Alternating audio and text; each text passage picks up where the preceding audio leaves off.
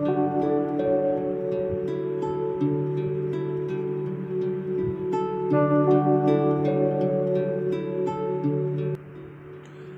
and welcome to Before Exams. Here we help you to prepare for your competitive examinations. Subscribe to our channel so that whenever we post the content about your exam, you get the notification about it. Hello everyone. In today's video, we will be talking about banking in economics. So how banks are important in economics and banking क्या एक particular तरीका है, banking किस activity को बोला जाता है and how financial institutions are interconnected. We will be studying about all that in this particular video. So before we start this, let's talk about what actually banks and banking mean.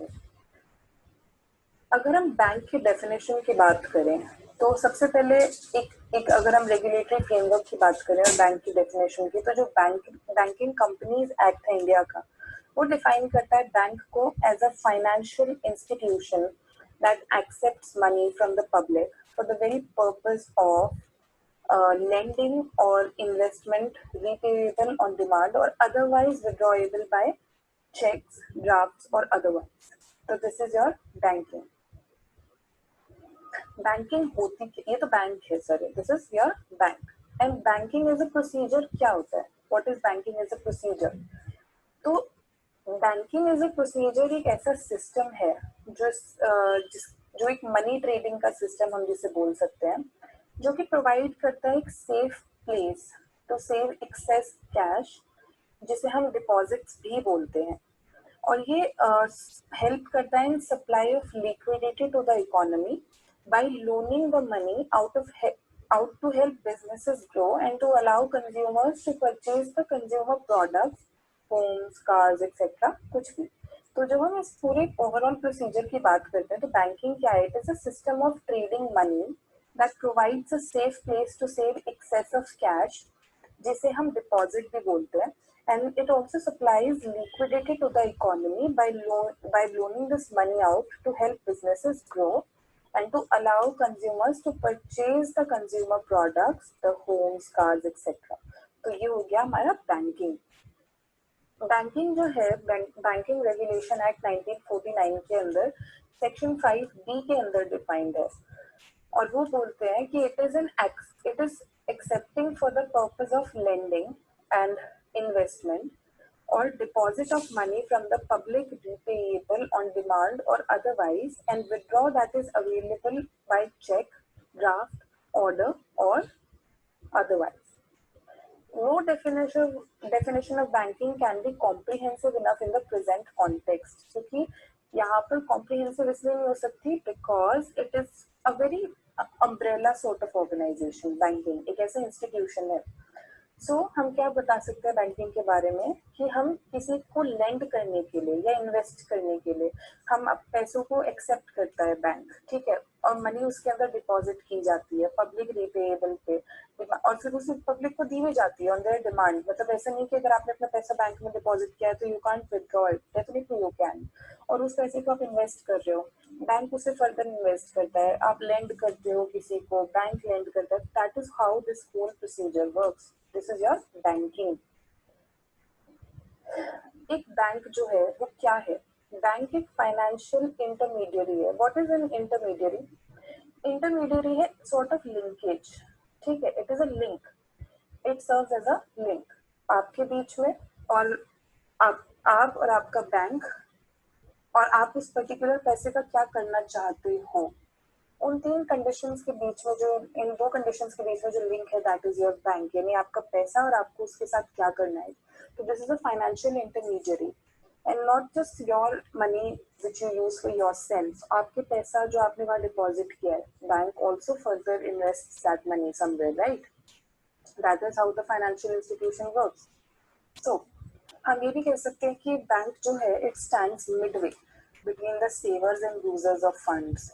एक तरफ जो अपने पैसे को save कर रहे हैं in the banking institution, and those who are using those funds for their own purpose, loan के फॉर्म में, ग्रांट्स के फॉर्म में, किसी भी फॉर्म में।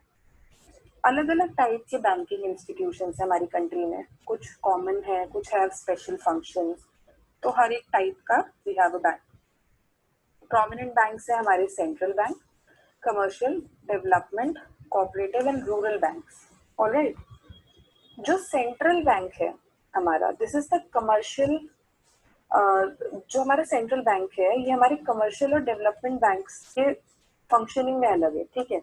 एंड ये तीनों बैंक्स बेसिकली अगर हम इन्हें साथ में पढ़ें तो they are of primary importance, ये सबसे ज्यादा इंपॉर्टेंट बैंक्स है if we talk about them.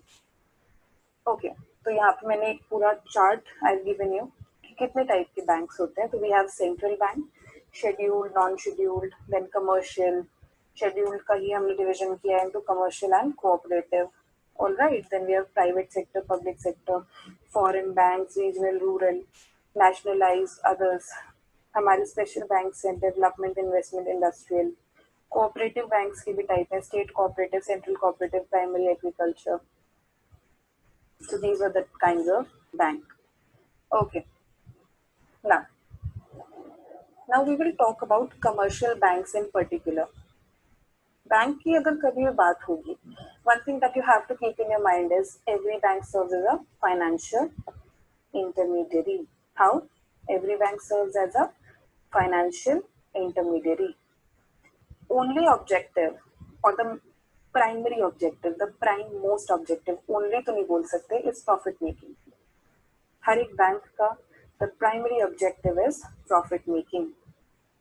Bank takes money from a surplus unit by paying a low rate of interest and lends the same fund to a deficit unit at a higher rate of interest, and thus the bank makes profit. Okay, और bank को हम क्या बोल सकते हैं कि it is a dealer in credit. Bank deals with credit, all right, तो it is a dealer in credit. ये भी उसका fundamental एक character है. Okay, it may be organized privately by anybody or by a government. तो bank क्या होते हैं? प्राइवेट ओन बैंक्स होते हैं and we have government owned banks, private and government own banks. And अगर हम फंक्शंस की बात करें तो जो प्राइमरी फंक्शंस है वो डिपॉजिट एंड लोन फंक्शंस है बैंक के, ठीक है। और डिपॉजिट कितने तरीके के होते हैं? डिपॉजिट 3 तरीके के होते हैं, डिमांड या फिर जिन्हें हम करंट डिपॉजिट भी बोलते हैं, सेविंग डिपॉजिट, और हमारे फिक्स डिपॉजिट जिन्हें हम टाइम डिपॉजिट भी बोलते हैं। तो ये है हमारे 3 टाइप के deposit bank. Now commercial banks की अगर हम बात करें तो हमने अभी इनके फंडामेंटल्स की बात करी। तो जो भी फंड यहाँ पे ऑब्टेन किए जाते हैं from various classes of people, they are pooled together and lend to the users of capital, ठीक है। अब लेंडिंग की बात आई है तो it is also to be taken care of कि बैंक्स जो है they do not lend the entire sum of deposit, no, rather they lend a portion and that portion is kept and the other portion is kept in the form of cash. तो जो portion उन्होंने cash की form में रख लिया है उसे हम क्या बोलते हैं? It is called the cash reserve ratio, which is needed in order to meet the unforeseen demands of some depositors. तो ये वो वाला पोर्शन है जो बैंक्स ने कैश में अपने पास रख लिया है, ठीक है। In the loans and advances, banks maintain a diversified portfolio also in order to seek a balance between the liquidity and profitability. So what we can say is that banks have the whole loan advance wala procedure, and in order to maintain a diversity in this, they have this diversified portfolio जो maintain करके रखते हैं in order to seek a balance between liquidity and profitability. Okay. Also, banks perform some other functions like they enhance their yield, they keep valuables in their custody, तो वो valuables custody करके भी yield बढ़ाते हैं, they collect checkable amounts, वो shares को purchase and sell करते हैं, debentures, also वो agent की तरह act करते हैं between their customers, ठीक है। And besides all this, they act as trustee and executors of wills also. So क्या हो गया फिर यहाँ पे? These are the all functions and they also pay bills of the customers. So commercial banks की जो functions है they are varied and very distinctive in nature. अगर हम मॉडर्न फंक्शंस की बात करें तो कमर्शियल बैंक्स जो है वो परफॉर्म करते हैं और भी सारे फंक्शंस, लाइक वो अपने कस्टमर्स को डिफरेंट सर्विसेज भी प्रोवाइड करते हैं। And they are also regarded as departmental store bank. तो ये एक टर्मिनोलॉजी इनके लिए यूज की जाती है क्योंकि वो क्या करते हैं, वो बहुत तरीके की सर्विसेज अपने कस्टमर्स को प्रोवाइड करते हैं जो कमर्शियल बैंक्स होते हैं, ठीक है। तो हमने अभी दो तरीके के इनके फंक्शंस देखे, the primary and the secondary functions, जिन्हें मैंने अभी मॉडर्न फंक्शंस भी बोला। तो प्राइमरी फंक्शंस जो है उनके ये दो टाइप्स होते हैं, ये बात आप याद रखना। सबसे पहला फंक्शन होगा एक्सेप्टिंग लोन्स, ठीक है। अब लोन्स तो एक्सेप्ट किए तो वो किस फॉर्म में होंगे, सेविंग डिपॉजिट की फॉर्म में, फिक्स डिपॉजिट की फॉर्म में, करंट डिपॉजिट, रिकरिंग डिपॉजिट, ठीक है। And they grant loans and advances, तो किस फॉर्म में होगा, overdraft, cash credit, loans, discounting, ये है प्राइमरी फंक्शंस बैंक के। जब हम सेकेंडरी फंक्शंस की बात करते हैं तो दो टाइप उसमें भी होते हैं। Number one is the agency functions, जैसे कि transfer of funds is there, there is periodic payment, then we have cheque, cheque collection, फिर हमारा हो जाता है और भी सारे प्रोमिनेंट फंक्शन जो कि एक अलग टाइप है इसका। Then we have the utility functions, जैसे कि लॉकर्स हैं, ड्राफ्ट्स हैं, we have social welfare programmes और बाकी सारे अदर फंक्शंस। तो ये कमर्शियल बैंक के कुछ प्रोमिनेंट फंक्शंस हैं। जब हम बात करते हैं डिपॉजिट्स एक्सेप्ट करने की, तो people who have surplus fund with them, they always deposit these with commercial bank. तो banks accept mainly three types of deposit, जैसे current, saving और fixed deposit, जिसकी बात मैंने आपसे अभी की। तो सबसे पहले अगर हम करंट डिपॉजिट की बात करें तो क्या होता है करंट अकाउंट। करंट अकाउंट में डिपॉजिट जो होता है वो डिमांड पे पेएबल होता है, ठीक है। और करंट अकाउंट्स जो है उन्हें हम डिमांड डिपॉजिट भी बोलते हैं। तो ये अकाउंट बेसिकली ट्रेडर्स और बिजनेसमैन ही यूजुअली ऑपरेट करते हैं, because they need amount when it's, because उन्हें जो डिपॉजिट की रिक्वायरमेंट होती है वो एक इस बोल सकते हैं इन टू डिमांड, जो कि उनकी पर्टिकुलर डिमांड के बेस पर ही बैंक उन्हें फॉरवर्ड करेगा। नाउ बैंक्स डज नॉट पे any interest on these accounts. ये बात आप हमेशा याद रखना कि करंट अकाउंट पे कोई भी इंटरेस्ट बैंक नहीं पे करता है।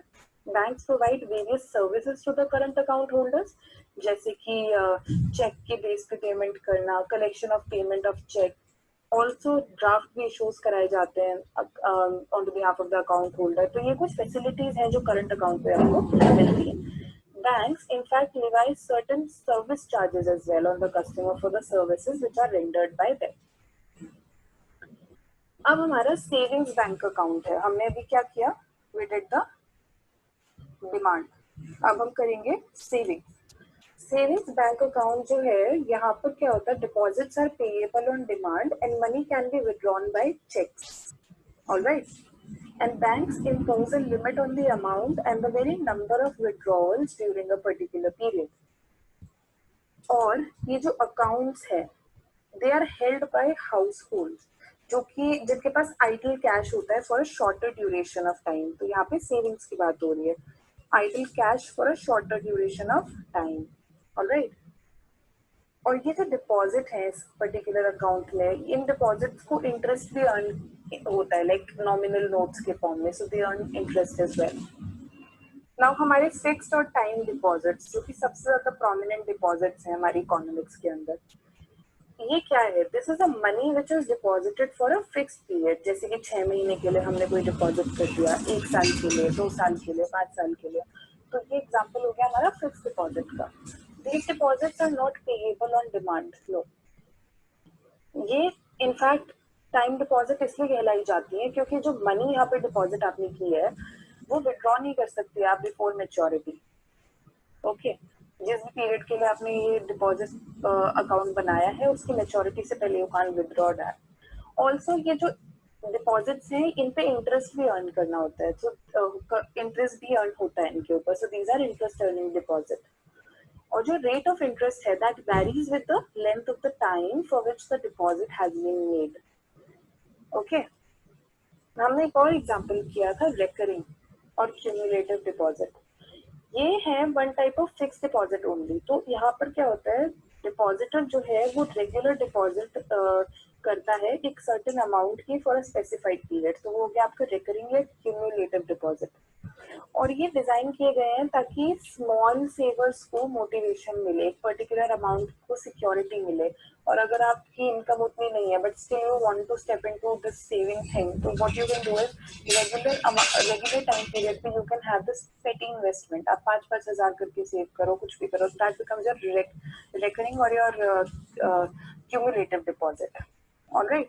So that was all about your commercial banks.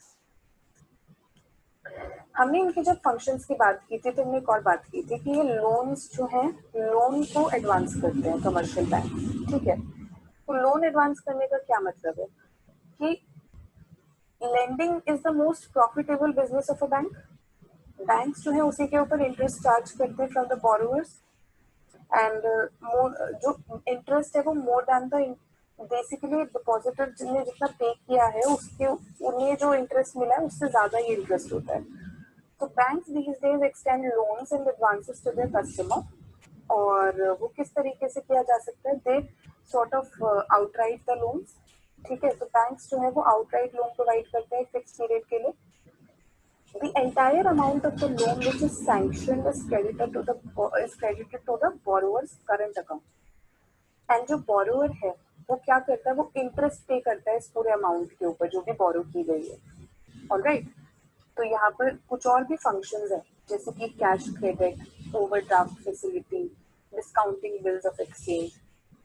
अगर हम कैश क्रेडिट की बात करें तो जितना भी अमाउंट सैंक्शन की गई है of the loan by the banks, it is not given to the borrower at a particular time. Also, the bank opens an account of the borrower and it allows him to withdraw the borrowed amount as and when he requires the money. Alright. And the bank also charges interest on it. Not on the amount of loan sanction, but on the actual amount which is withdrawn from the bank. ये बहुत important line. Overdraft facilities क्या होती हैं? It is when the customer is allowed to draw checks in excess of the balance standing to his credit, to the extent of the amount of overdraft.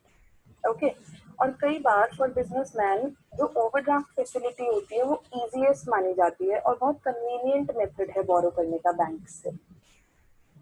अब एक और बहुत important and prominent terminology हम witness करते हैं which is our discounting bills of exchange. क्या होता है डिस्काउंटिंग बिल्स ऑफ एक्सचेंज? सबसे पहले तो बिल ऑफ एक्सचेंज क्या है? It is drawn by a creditor on the debtor specifying the amount of debt, और यहाँ पर डेट भी जो है जो कि कब पेएबल होगा, ये कभी पेएबल हो जाएगा, वो भी स्पेसिफाइड होती है। And such bills of exchanges are normally issued for a period of 90 days, हम सबको पता है ये बात। And the creditors can not get it in cash from the debtors before the maturity of the 90 days पीरियड। ये भी एक इम्पोर्टेंट टर्म है। हाँ, अगर क्रेडिटर को पैसा चाहिए बिफोर 90 days का period, he can get it discounted from a commercial bank, और बैंक जो है वो क्रेडिटर को पेमेंट करता है कमीशन डिडक्ट करने के बाद, ठीक है। और जब बिल मैच्योर हो जाती है तो बैंक क्या करता है, बैंक जो है वो डेटर से क्या ले लेगा, पेमेंट लेता है। These were the other functions of commercial bank. Now, facilitation of payment through checks is also a prominent feature of commercial bank, because bank provide a very convenient system of payment in the form of check, and cheques जो है वो बहुत principal method है payment का, और business में खासकर आजकल। So it is convenient, it is cheap, it is safe. Transfer of fund जो है, यानी बैंक्स जो है वो मदद करते हैं रेमिटेंस में, ट्रांसफर ऑफ फंड में एक जगह से दूसरी जगह। एंड वेरियस क्रेडिट इंस्ट्रूमेंट्स भी यूज होते हैं like cheque, draft, mail transfers, telegraphic transfers as well. Also bank के कुछ एजेंसी फंक्शंस होते हैं, like they provide various agency functions for their customers, like commission charge करते हैं, सर्विस चार्ज करते हैं फॉर फंक्शंस, जैसे कि हमारा पेमेंट कलेक्शन हो गया, क्रेडिट चेक्स हो गई, हमारी purchase and sale of stock exchange हो जाता है, सिक्योरिटीज होती हैं, administration of wills and trusteeship, remittance of fund. Okay, there is this called representation and correspondence. तो ये सारे कुछ एजेंसी फंक्शंस होते हैं हमारे कमर्शियल बैंक्स के। Commercial bank collect checks, drafts, bills of exchange, fundings, and other financial instruments for their customers. They make various type of payments also, like premium, pension, dividend, interest, etc., etc. ये सारी payments कौन करता है? Commercial bank. Commercial bank जो है वो customers के बीच में और सेल एंड परचेज की सिक्योरिटी के बीच में एजेंट की तरह भी काम करते हैं. ऑल्सो ये सर्विसेज प्रोवाइड करते हैं to the companies by acting as underwriters and bankers. ठीक है, और एजेंसी का जैसे मैंने आपको भी एग्जांपल दिया. एंड कमर्शियल बैंक जो है वो ट्रस्टीज की तरह भी एक्ट करते हैं एंड एग्जीक्यूटर्स की तरह, जैसे कि they keep the bills of their customers and execute them after their death. और फिर आती है हमारी मिसलेनियस सर्विसेज, जैसे कि you have your gift cheques, okay, issue of travellers cheque, custody of jewelry, provision of tax assistance, credit creation is there. All right. क्या होता है credit creation? Basically, commercial banks के पास एक power होती है credit creation. ये एक ऐसा process है जिसमें deposit को accept करते हो आप and then you grant loans and commercial banks are able to create credit on the basis of this. And this means that they're able to grant more loans than the amount of initial or primary deposits that are made by the customers to them. और इस function को बहुत prominent function माना गया है commercial bank का. अब हम बात करते हैं हमारे नेक्स्ट टॉपिक की, which is our cash reserve ratio. Cash reserve ratio is our minimum fraction of total deposit of customer which commercial banks have to hold as reserves either in cash or deposits. ठीक है, और ये कहाँ पे होता है? With central bank. ये central bank ही fix करता है. It is a tool in monetary policy जो कि क्रेडिट के वॉल्यूम को इन्फ्लुएंस करता है. ठीक है, तो you should have certain amount reserve with you. Another one is our statutory liquid ratio. What is this?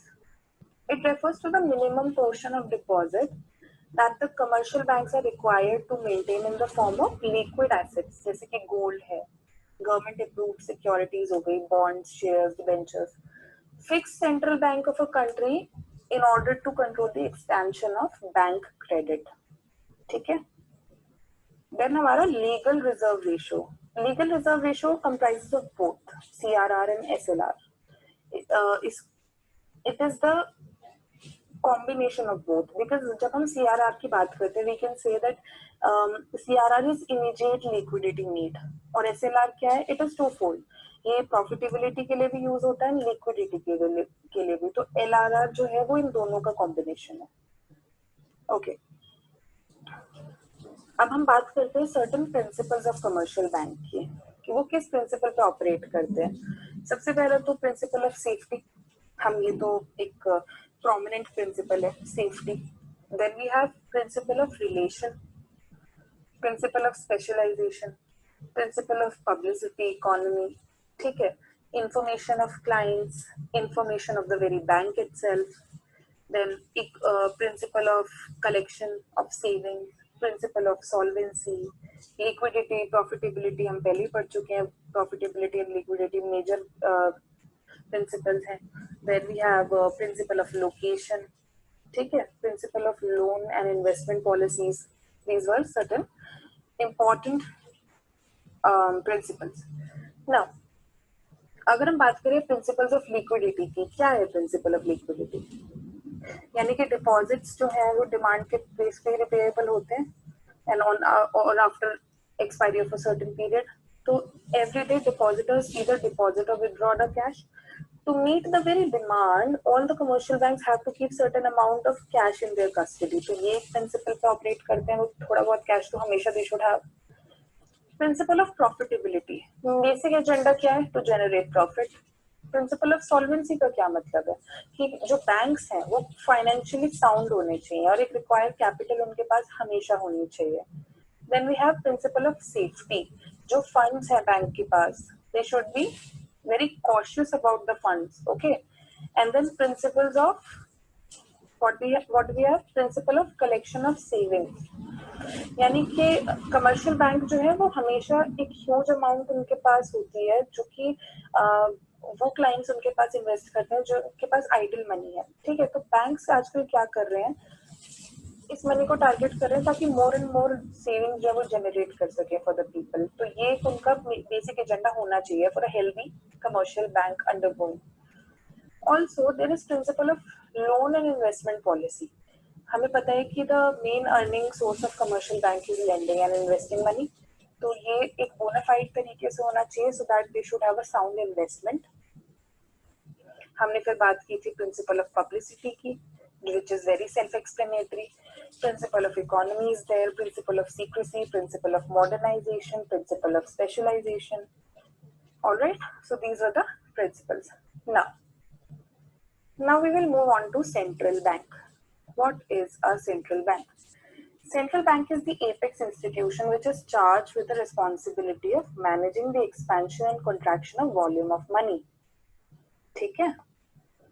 And it is also responsible for the supply of general economic welfare. इसके भी कुछ functions है. क्या functions है इसके? कि it acts as a lender of last resort to banks. जब banks के पास कोई और option नहीं होता, they move to the central bank. ये notes and coins issue करता है. It also set the standardized interest rates in the country. Target set करता है, inflation target set करता है. Okay, and stable financial system ensure करता है, growth and employment को ensure करता है.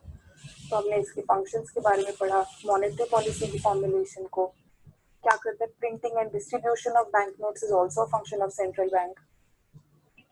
ठीक है, there is monopoly of note issuing and bankers, agent and advisor to the government. Central bank की prominent functions हैं.